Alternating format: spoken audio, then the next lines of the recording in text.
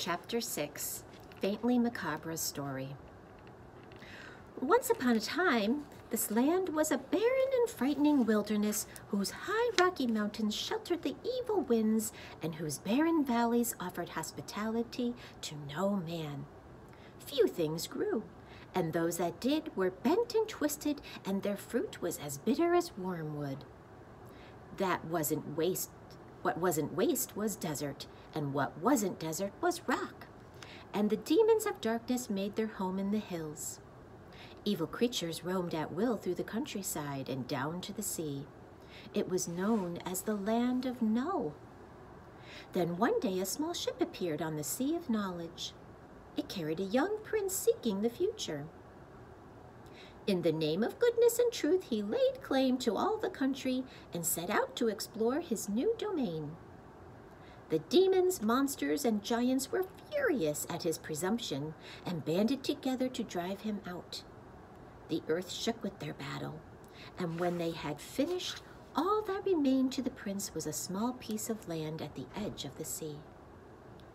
"I'll build my city here," he declared, and that is what he did. Before long, more ships came bearing settlers for the new land, and the city grew and pushed its boundaries farther and farther out. Each day it was attacked anew, but nothing could destroy the prince's new city. And grow it did. Soon it was no longer just a city, it was a kingdom, and it was called the Kingdom of Wisdom. But outside the walls, all was not safe, and the new king vowed to conquer the land that was rightfully his. So each spring he set forth with his army, and each autumn he returned, and year by year the kingdom grew larger and more prosperous. He took to himself a wife, and before long he had 2 fine young sons whom he taught everything he knew so that one day they might rule wisely. When the boys grew to young manhood, the king called to him and said, "I am becoming an old man and can no longer go forth to battle. You must take my place and found new cities in the wilderness, for the kingdom of wisdom must grow." And so they did. One went south to the foothills of confusion and built Dictionopolis, the city of words. And one went north to the mountains of ignorance and built Digitopolis, the city of numbers. Both cities flourished mightily, and the demons were driven back still further. Soon other cities and towns were founded in the new lands, and at last only the farthest reaches of the wilderness remained to these terrible creatures, and there they waited, ready to strike down all who ventured near or relaxed their guard.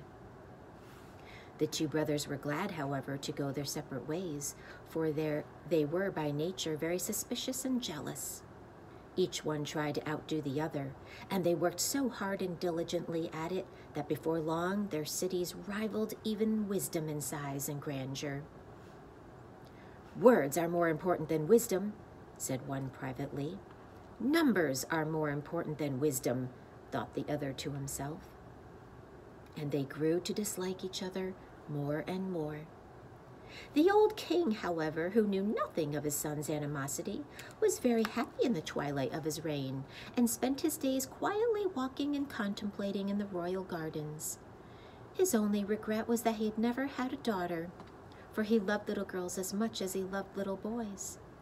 One day, as he was strolling peacefully about the grounds, he discovered 2 tiny babies that had been abandoned in a basket under the grape arbor.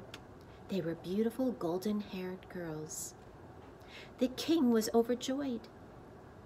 "They have been sent to crown my old age," he cried, and called the queen, his ministers, the palace staff, and indeed the entire population to see them.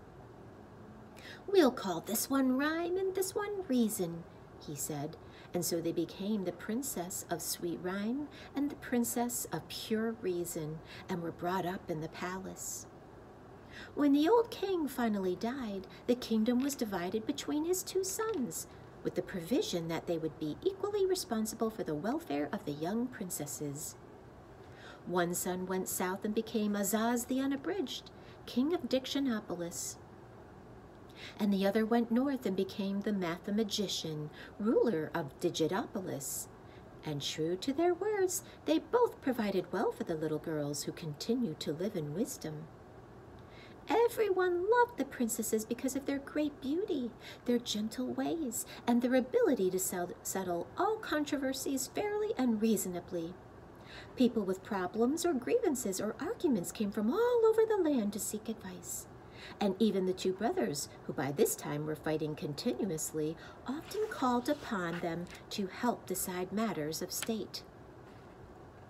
It was said by everyone that rhyme and reason answer all problems. As the years passed, the two brothers grew farther and farther apart, and their separate kingdoms became richer and grander.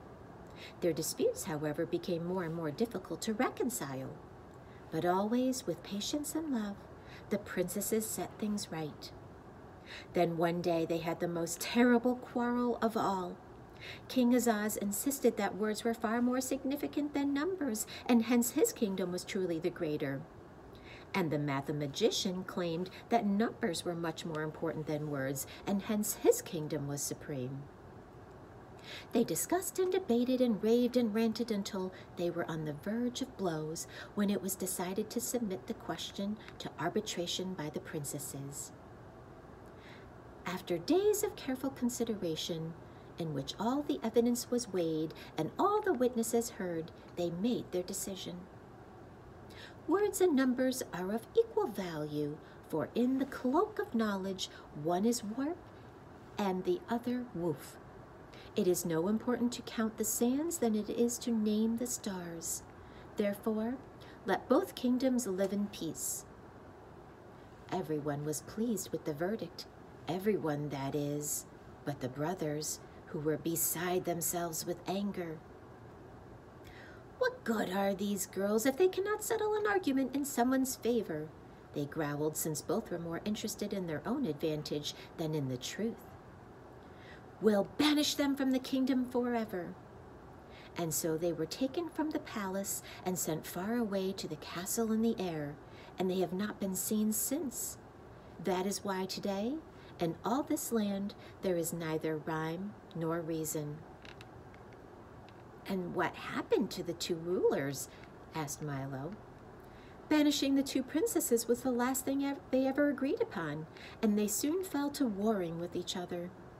Despite this, their own kingdoms have continued to prosper, but the old city of wisdom has fallen into great disrepair, and there is no one to set things right.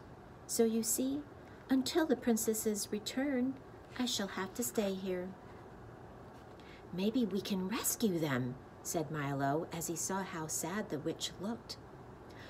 That would be difficult, she replied. The castle in the air is far from here, and the one stairway which leads to it is guarded by fierce and black-hearted demons. Tak growled ominously, for he hated even the thought of demons. I'm afraid there's not much a little boy and a dog can do, she said. But never you mind, it's not so bad. I've grown quite used to it here. But you must be going, or else you'll waste the whole day. Oh, we're here for 6 million years, sighed Milo, and I don't see any way to escape. Nonsense, scolded the witch. You mustn't take Officer Shrift so seriously. He loves to put people in prison, but he doesn't care about keeping them there. Now just press that button in the wall and be on your way. Milo pressed the button and a door swung open, letting in a shaft of brilliant sunshine. Goodbye, come again, shouted the witch as they stepped outside and the door slammed shut. Milo and Tak stood blinking in the bright light, and as their eyes became accustomed to it, the first things they saw were the king's advisors again rushing toward them. Ah, there you are! Where have you been? We've been looking all over for you. The royal banquet is about to begin. Come with us. They seemed very agitated and out of breath as Milo walked along with them. But what about my car? He asked. Don't need it, replied the Duke. No use for it, said the minister. Superfluous, advised the Count. Unnecessary, stated the Earl. Uncalled for, cried the Undersecretary. We'll take our vehicle. Conveyance, rig, charabang, chariot, buggy, coach, brougham, Chandridan, they repeated quickly in order and pointed to a small wooden wagon. Oh dear, all those words again, thought Milo as he climbed into the wagon with Tock and the cabinet members. How are you going to make it move? It doesn't have a... Be very quiet, advised the Duke, for it goes without saying. And sure enough, as soon as they were all quite still, began to move quickly through the streets, and in a very short time they arrived at the royal palace.